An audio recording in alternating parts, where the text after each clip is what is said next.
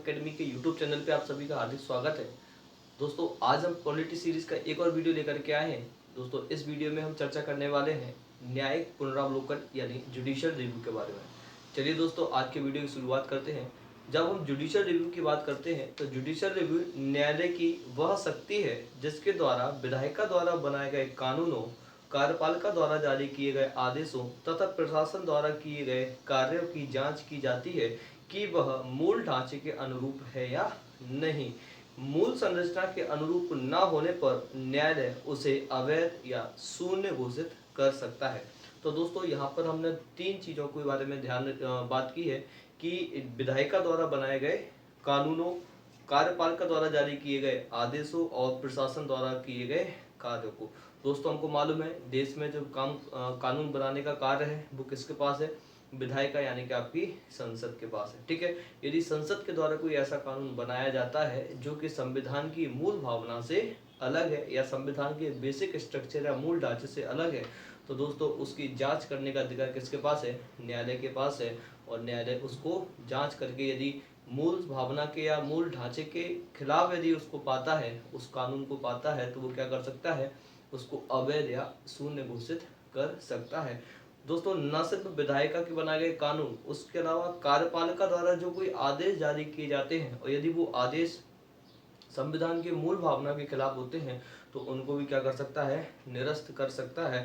साथ ही साथ प्रशासन के द्वारा कोई भी कार्य किए जाते हैं तो उसकी जांच भी कौन कर सकता है? न्यायालय कर सकता है। और दोस्तों यह शक्ति क्या कहलाती है न्यायालय की? पुनरावलोकन यानी जुडिशियल रिव्यू कहलाती है। आई होप आपको क्लियर हुआ होगा। दोस्तों इसी के संबंध में दो प्रसिद्ध व्यक्ति हैं जिन्होंने इसके बारे में अपना मत रखा हुआ है।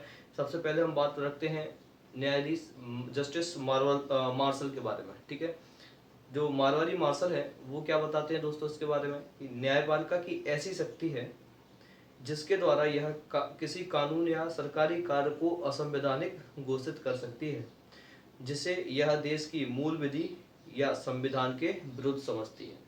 ये किसके द्वारा परिभाषा दी गई है? जस्टिस मार्शल के द्वारा दी गई है, जिसमें ये बताया गया है कि जो पुनरावलोकन है वो न्यायालय की ऐसी शक्ति है जिसके द्वारा वह किसी भी सरकारी कार्य को असंवैधानिक घोषित कर सकती है जिसे यह देश की मूल विधि या संविधान के विरुद्ध समझती है। ठीक है, ये परिभाषा किसके द्वारा दी गई है? मार्शल के द्वारा दी गई थी।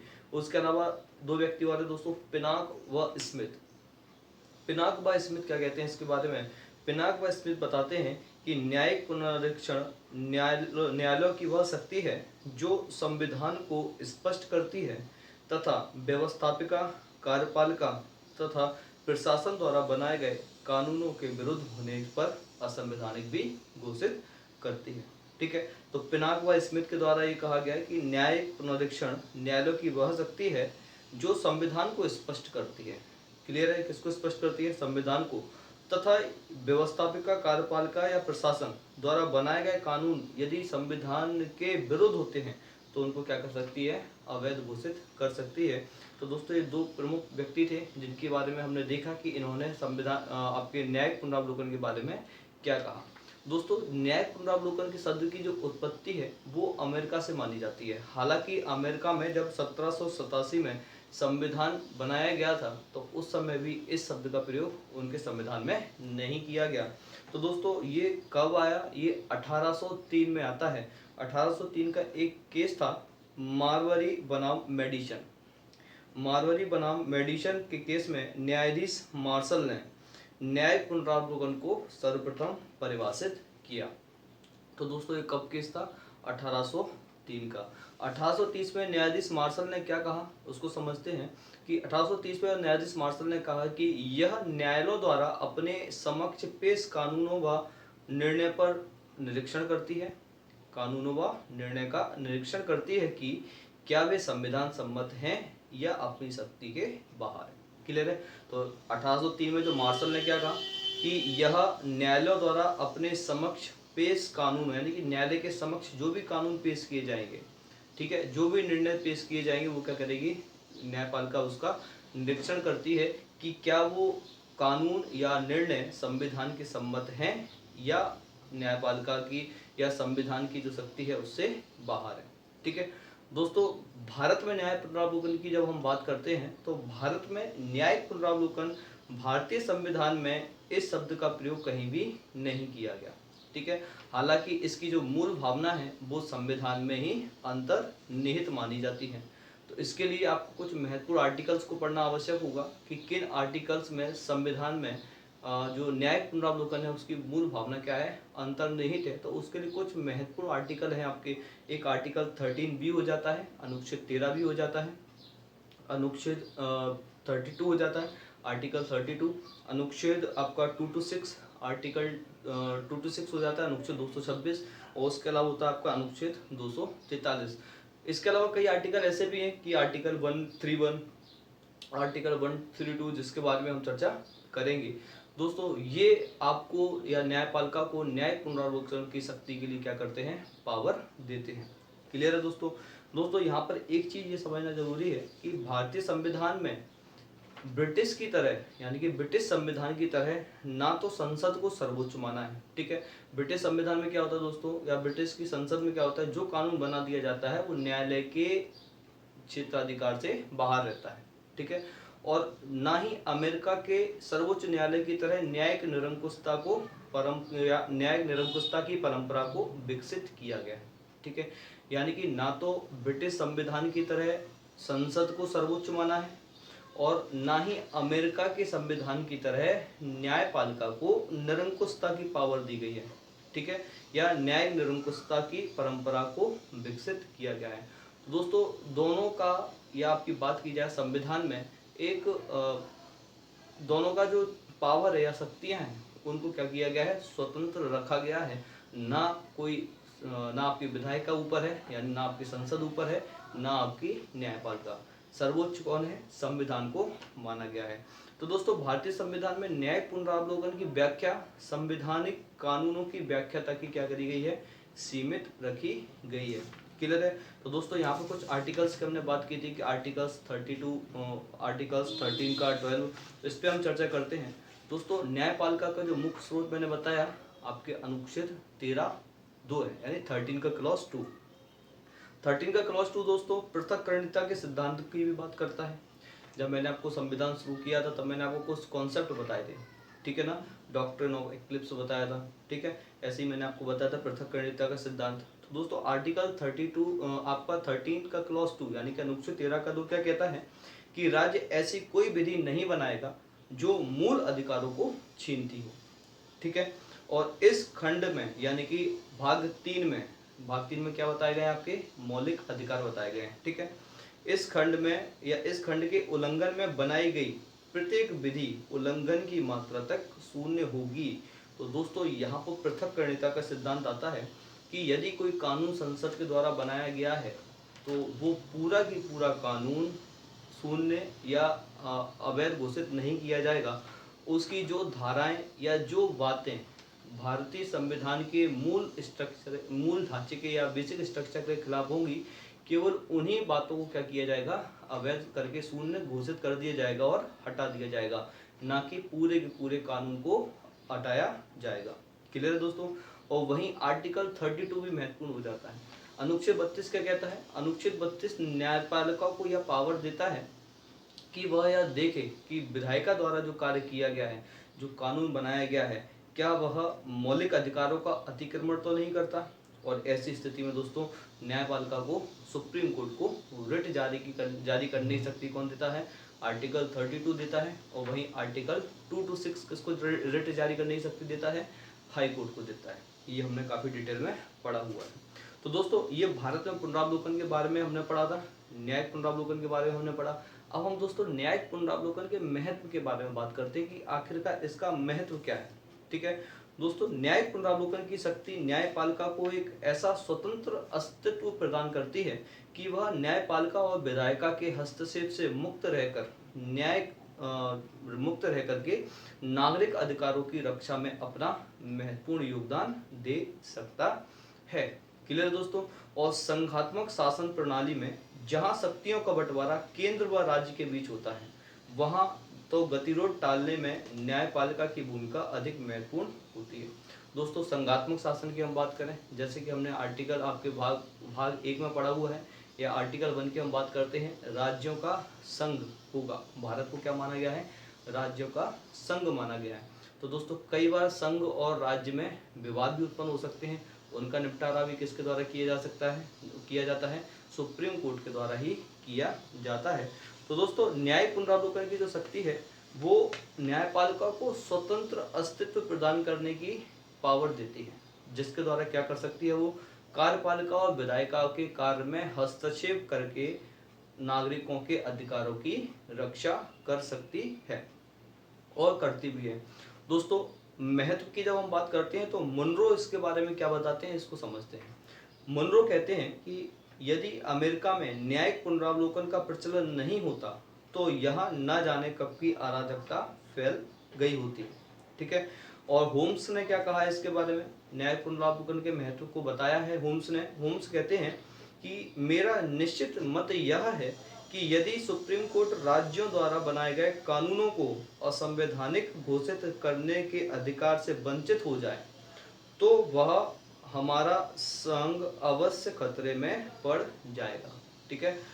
होम्स कहते हैं कि यदि सुप्रीम कोर्ट की ये पावर, जिसमें वो क्या करता है, जो कार्यपालिका के द्वारा कानून बनाए, जो आदेश दिए गए हैं, विधायिका के द्वारा जो कानून बनाए गए हैं, उनको जो अवैध घोषित करने की या शून्य घोषित करने की शक्ति न्यायपालिका को दी गई है, अगर वो समाप्त कर दी जाए या फिर उसको वंचित कर दिया जाए तो जो संघ है वो अवश्य खतरे में पड़ जाएगा। ये अमेरिका के रिस्पेक्ट में क्या कहा गया है?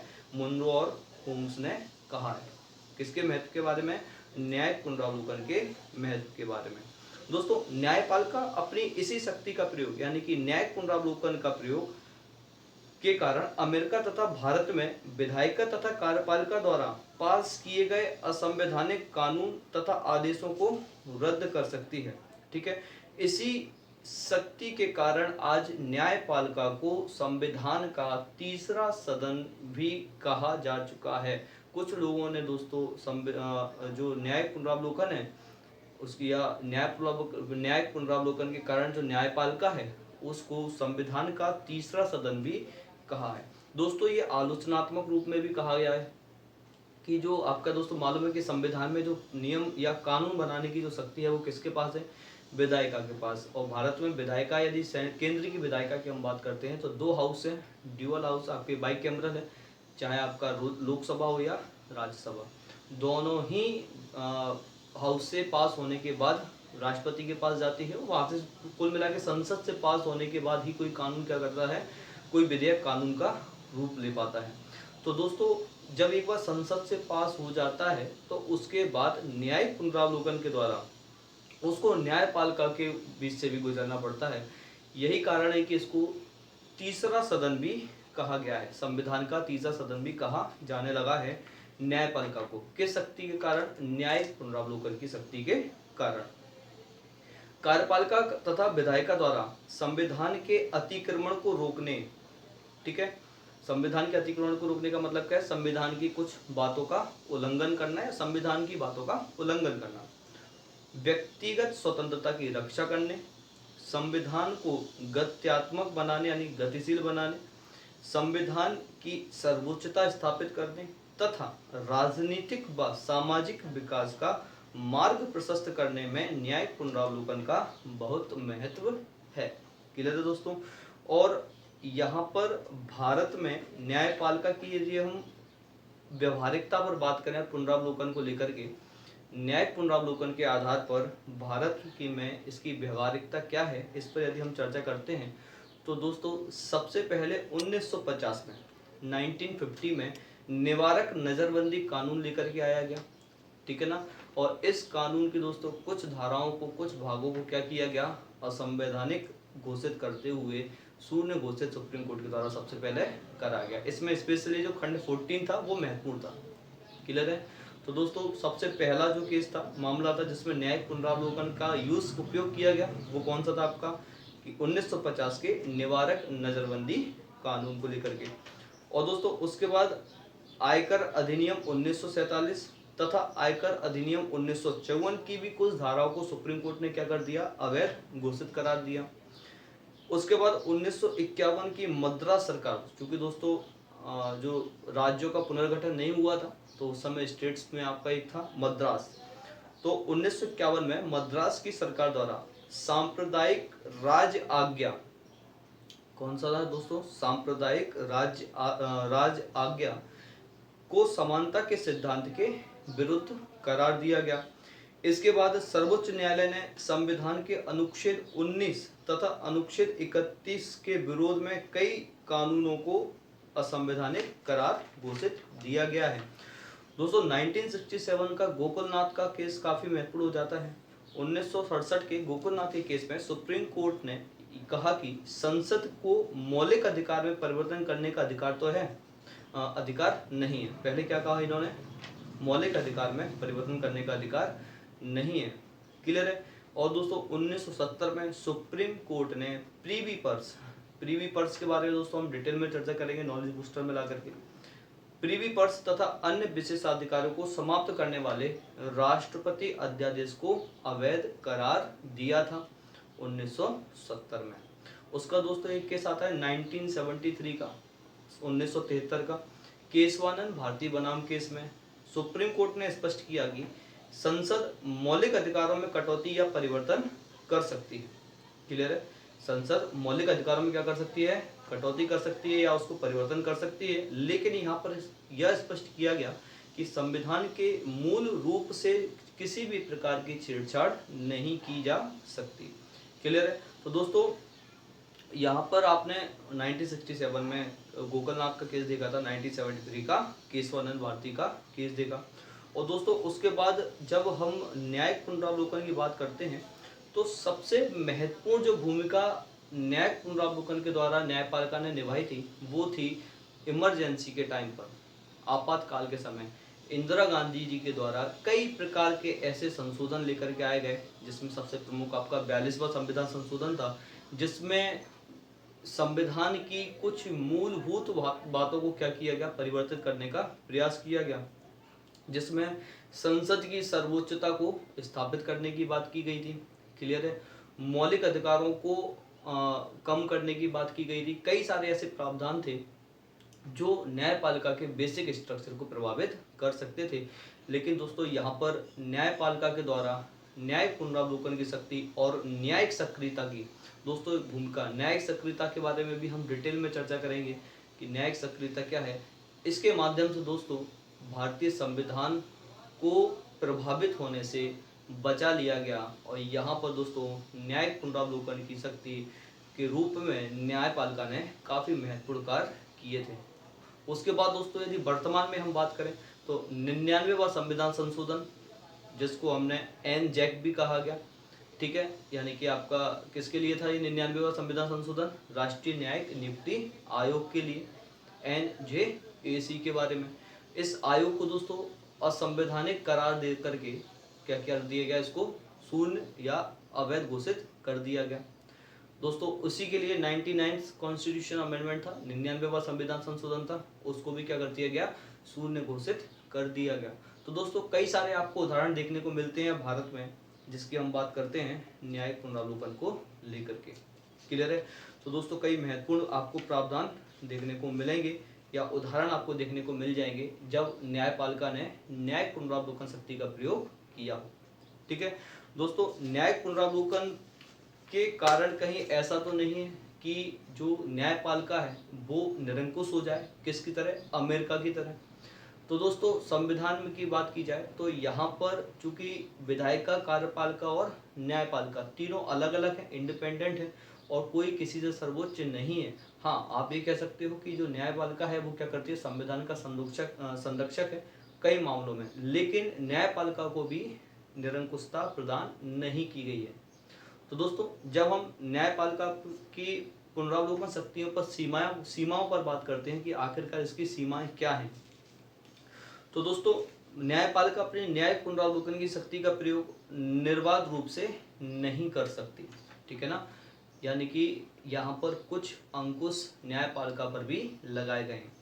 यदि हम उसकी बात करते हैं तो न्यायपालिका की इस शक्ति पर कुछ सीमाएं हैं जो इसे निरंकुश होने से रोकती हैं। जैसे पहली हम बात करें कि केवल उन्हीं कानूनों को असंवैधानिक घोषित कर सकती है जो उनके सामने मुकदमे के रूप में आते हैं, अन्यथा नहीं। क्लियर है? तो न्यायिक पुनरावलोकन की शक्ति का प्रयोग केवल उन्हीं मामले में किया जा सकता है जो या न्यायिक पुनरावलोकन की शक्ति का प्रयोग करके उन्हीं मामलों को या उन्हीं कानूनों को असंवैधानिक घोषित करार दिया जा सकता है जो उनके सामने मुकदमों के रूप में आते हैं। ठीक है? अगर ऐसा नहीं है तो न्यायिक पुनरावलोकन शक्ति का प्रयोग नहीं कर सकते। क्लियर है? दोस्तों, दूसरा पॉइंट क्या है कि किसी कानून को तभी अवैध किया जा सकता है, ठीक है ना, किसी कानून को तभी अवैध घोषित किया जा सकता है जब कानून की असंवैधानिकता पूर्ण रूप से स्पष्ट हो जाए। यानी कि न्यायपालिका को स्पष्ट दिखना चाहिए कि वह कानून संविधान के किसी मूल तत्व के खिलाफ है। अगर ऐसा नहीं है तो न्यायपालिका उसको अवैध घोषित, शून्य घोषित नहीं कर सकती। ठीक है? कानून को केवल इन्हीं धाराओं को, यानी कानून को केवल उन्हीं धाराओं को अवैध माना जाता है जो संविधान के विपरीत हो, समस्त कानूनों को नहीं। क्लियर है? तो यहाँ पर दोस्तों हमने आर्टिकल 13 के क्लॉज 2 की भी बात की थी कि यहाँ पर यदि कोई कानून बनाया गया है और उस कानून की कुछ धाराएं, ठीक है ना, जो कि संविधान के खिलाफ हैं, उन्हीं धाराओं को क्या किया जाएगा, शून्य घोषित किया जाएगा, हटाया जाएगा। संपूर्ण यानी कि समस्त कानून को अवैध घोषित करार नहीं दिया जाएगा। क्लियर है? इस शक्ति का प्रयोग कानून की उचित प्रक्रिया के तहत किया जाता है, न कि न्यायाधीशों की व्यक्तिगत राय पर। ठीक है? यहाँ पर न्यायाधीशों की व्यक्तिगत राय बिल्कुल नहीं चलती कि उनको क्या लगता है, उनका व्यक्तिगत राय यहाँ पर काम नहीं करती। जो कानून की उचित प्रक्रिया है उसको फॉलो करके क्या करते हैं, वो अपना निर्णय लेते हैं। और दोस्तों, राजनीतिक विवादों में इसका प्रयोग करना वर्जित है। ठीक है? न्यायिक पुनरावलोकन का उपयोग आप राजनीतिक विवादों में नहीं कर सकते। ठीक है? तो दोस्तों, न्यायपालिका पर कुछ सीमाएं भी लगाई गई हैं, किसको लेकर के, न्यायिक पुनरावलोकन को लेकर के। दोस्तों, अब हम बात करते हैं न्यायिक पुनरावलोकन की मूल्यांकन के ऊपर के। दोस्तों, यहाँ पर दो प्रकार से मूल्यांकन होता है। ठीक है? एक हम बात करें आलोचनात्मक मूल्यांकन। ठीक है? तो दोस्तों, ये क्वेश्चन आपके 6 मार्क्स में पुराने सिलेबस से हम बात करें या नए सिलेबस के हिसाब से बात करें तो 5 नंबर में आपको क्वेश्चन पेपर में पूछा जा सकता है, या फिर ऐसे के रूप में यानी निबंध लेखन में आपको ये पॉइंट काफ़ी ज़्यादा उपयोग में आने वाले हैं। ठीक है? तो दोस्तों, बात करते हैं न्यायिक पुनरावलोकन के मूल्यांकन के बारे में। न्यायिक पुनरावलोकन न्यायपालिका के हाथ में एक ऐसा शस्त्र है जिसका प्रयोग करके वह कार्यपालिका तथा विधायिका द्वारा बनाए गए असंवैधानिक कानून को अवैध या शून्य घोषित कर सकती है। क्लियर है दोस्तों? एक ऐसा शस्त्र है जिसका प्रयोग करके क्या कर सकती है, कार्यपालिका या विधायिका द्वारा बनाए गए असंवैधानिक कानून को शून्य, अवैध घोषित कर सकती है। भारत व अमेरिका की इस शक्ति ने न्यायिक सक्रियता को जन्म दिया है। न्यायिक सक्रियता दोस्तों बहुत महत्वपूर्ण टॉपिक हो जाता है, जिसको हम डिटेल में चर्चा अगले वीडियो में करने वाले हैं कि न्यायिक सक्रियता क्या है। तो दोस्तों, भारत व अमेरिका में इस शक्ति का प्रयोग करके एक नया कॉन्सेप्ट जन्मा है जिसको क्या कहा गया, न्यायिक सक्रियता कहा गया, न्यायिक पुनरावलोकन की शक्ति का उपयोग करके। ठीक है? इसके कारण आज भारत व अमेरिका की न्यायपालिका अपना स्वतंत्र व निष्पक्ष अस्तित्व बनाए हुए हैं। ठीक है? इसी का प्रयोग करके न्यायपालिका क्या करे हुए हैं, अपना स्वतंत्र व निष्पक्ष अस्तित्व बनाए हुए हैं। इसका एग्जाम्पल दोस्तों फिर से मैं रिपीट कर देता हूँ कि जजों की नियुक्ति के लिए राष्ट्रीय न्यायिक नियुक्ति आयोग की स्थापना का प्रयास किया गया सरकार के द्वारा, और जहाँ पर न्यायपालिका को यह लगा कि जब जजों की नियुक्ति में राजनीतिक या फिर मैं कहूँ कार्यपालिका का इंटरफेयर आएगा, हस्तक्षेप आएगा, तो न्यायपालिका की स्वतंत्रता पर प्रश्न चिन्ह खड़ा हो सकता है। और इसी आधार को मानते हुए उन्होंने क्या किया, राष्ट्रीय न्यायिक नियुक्ति आयोग को असंवैधानिक करार करते हुए क्या कर दिया, शून्य घोषित कर दिया, अवैध बता दिया। ठीक है? तो दोस्तों, यही कारण है कि आज अमेरिका और भारत की न्यायपालिका क्या है, स्वतंत्र व निष्पक्ष अस्तित्व बनाए हुए हैं। कई मामलों में कार्यपालिका व विधायिका द्वारा दिए गए गलत निर्णयों को क्रियान्वित करने से रोककर न्यायपालिका ने देश हित में उत्तम कार्य किए हैं, और इस शक्ति का प्रयोग कर न्यायपालिका व्यक्तिगत स्वतंत्रता तथा अधिकारों की रक्षा करती है और करती रहेगी। क्लियर दोस्तों। लेकिन न्यायपालिका पर कई बार अपनी शक्तियों का दुरुपयोग करने के लिए भी आलोचना का शिकार होना पड़ा है। क्लियर है।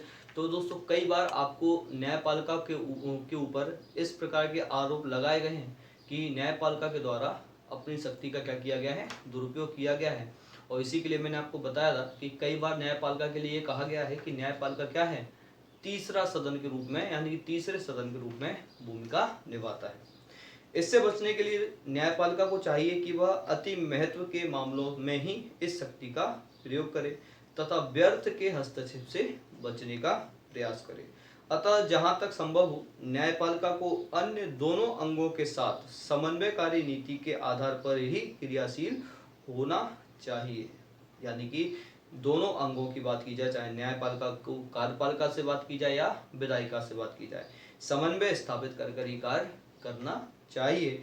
इसी में इसकी भलाई है और देश का विकास भी संभव है। क्लियर है दोस्तों।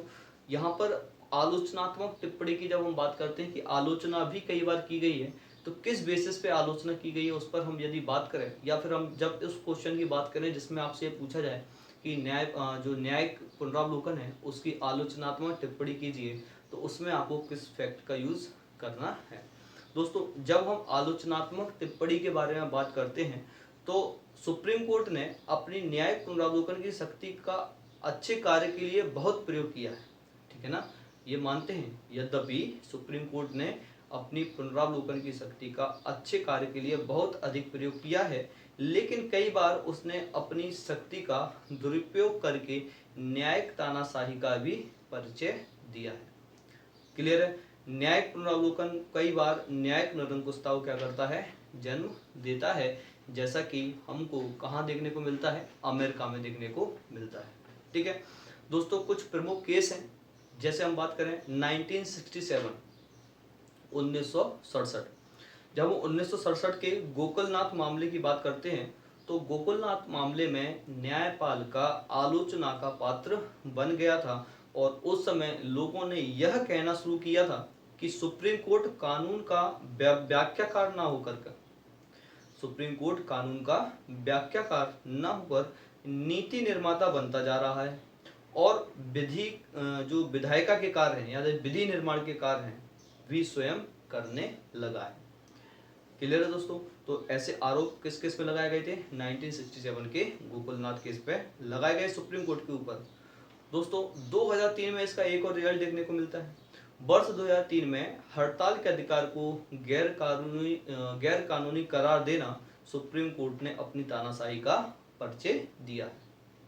यहाँ पर भी दोस्तों इसका काफी ज्यादा विरोध हुआ, क्रिटिसिज्म हुआ किसका, सुप्रीम कोर्ट का, न्यायपालिका का, कि उसने क्या किया, पहले तो गैर कानूनी तो बाद में करार दिया, उससे पहले कुछ अंकुश लगा दिए थे हड़ताल के अधिकार पर और बाद में क्या कर दिया गया, इसको गैर कानूनी करार कर दिया गया।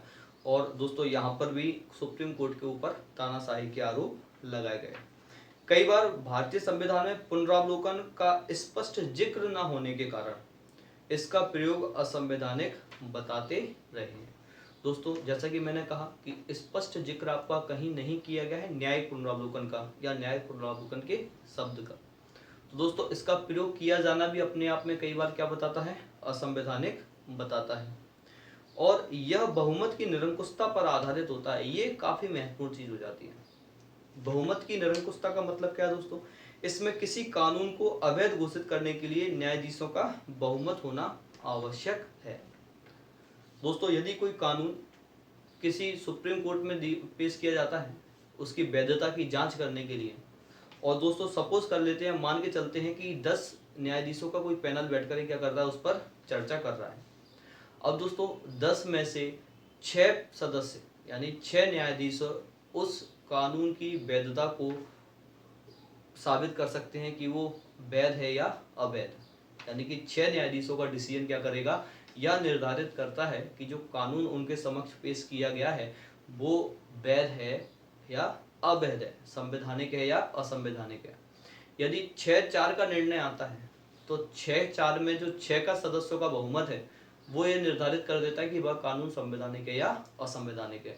लेकिन जो 4 जजों का निर्णय है वो दोस्तों कहीं ना कहीं उसका कोई महत्व नहीं रहता, यानी 4 जजों की जो राय है उसका महत्व क्या हो जाता है, समाप्त हो जाता है। तो दोस्तों यहाँ पर भी बहुमत की निरंकुशता पर आधारित होने के कारण इसके जो निर्णय हैं वो कई बार आपके किस में आते हैं, विरोध का कारण बन जाते हैं। अतः दोस्तों क्या करना चाहिए, अच्छे शासन के लिए कार्यपालिका, विधायिका तथा न्यायपालिका तीनों में तालमेल होना बहुत ज्यादा आवश्यक है। इसलिए आवश्यकता है कि सुप्रीम कोर्ट को उचित मामले में ही अपनी शक्ति का प्रयोग करना चाहिए, यानी कि जब बहुत आवश्यक मामला हो, ठीक है, उस मामले में ही सुप्रीम कोर्ट को अपनी शक्ति का प्रयोग करना चाहिए, अन्यथा उसको अपने शक्ति का प्रयोग करने से बचना चाहिए। आज इसी भूमिका को यद्यपि कई मामले में सुप्रीम कोर्ट की भूमिका सराहनीय रही है। कई बार काफी अच्छे डिसीजन निकल कर आए हैं, किसके द्वारा, सुप्रीम कोर्ट के द्वारा। चाहे वो आपका 3 तलाक का भी मामला हो, 3 तलाक का मामला तो नहीं कहना चाहिए, 3 तलाक का मामला तो आपका न्यायिक समीक्षा में भी आ सकता है दोस्तों, या आपकी न्यायपालिका की सक्रियता में आ सकता है। या फिर एक एग्जांपल के लिए हम समझे, अभी जो हमारा सिटीजनशिप अमेंडमेंट एक्ट आया था CAA, उसकी वैधानिकता के लिए भी दोस्तों क्या लगाई गई है, कोर्ट में अर्जियां लगाई गई हैं। अब दोस्तों उसकी वैधानिकता पर देखते हैं क्या निर्णय लेते हैं सुप्रीम कोर्ट। उसके आधार पर इसके भविष्य, इस कानून के यानी कि CAA के भविष्य के ऊपर बात की जाएगी कि इसका भविष्य आगे है या नहीं है। क्लियर है। और दोस्तों यद्यपि सुप्रीम कोर्ट ने कई मामलों में इस शक्ति का प्रयोग जो किया है वो सराहनीय रही है, आज उसी भूमिका को बरकरार रखते हुए यह महती आवश्यकता है कि न्यायपालिका को जहां तक संभव हो अन्य दोनों अंगों के साथ समन्वयकारी नीति के आधार पर ही क्रियाशील होना चाहिए, चाहे विधायिका हो या फिर कार्यपालिका हो, उनके बीच में समन्वय स्थापित कर ही कार्य करना चाहिए। इसी में न्यायपालिका की भी भलाई हो दोस्तों और देश का विकास भी संभव हो, क्योंकि भारतीय संविधान में जो विधि निर्माण की प्रक्रिया की जो जिम्मेदारी दी है वो जन प्रतिनिधियों को दी है, जनता के प्रतिनिधियों को दी है, और शायद वही लोग काफ़ी अच्छे से उनकी जिम्मेदारियों को समझते हैं, उनकी ज़रूरतों को समझते हैं। क्योंकि जब संविधान संशोधन होता है तो आपको मालूम है आर्टिकल 368 और आर्टिकल 368 के क्लॉज 2 के तहत किया जाता है दोस्तों। काफ़ी कठिन बहुमत पास करके ये जो संविधान संशोधन वो पास होता है। तो दोस्तों वहाँ पर बहुत बड़ा मेजॉरिटी आपको संसद में चाहिए होती है, और वो संसद में जो मेजॉरिटी है वो जनता के प्रतिनिधि होते हैं, जो कि जनता की मांगों को पूरा करने के लिए चुने जाते हैं। तो दोस्तों यह मान के चला जाता है कि जनप्रतिनिधि हैं वो जनता की मांग के हिसाब से क्या करते हैं, कानून बनाते हैं। और कुछ चुनिंदा जज, मुट्ठी भर जज, 5, 10, 7, 11, 10, कुछ यदि हम संवैधानिक पीठ की बात करें तो हमेशा ऑड में होते हैं, ठीक है, 5, 7, 9, 11। तो कुछ जजों के द्वारा क्या किया जाएगा, उसकी वैधानिकता को समाप्त कर दिया जाता है। तो दोस्तों आपको ये वीडियो कैसी लगी? अगर ये वीडियो आपको पसंद आई हो तो दोस्तों इसको लाइक कीजिए, यदि आप चैनल पर नए हैं तो इसको सब्सक्राइब कीजिए। अपना ख्याल रखिए, अपनों का ख्याल रखिए। जय हिंद, जय भारत।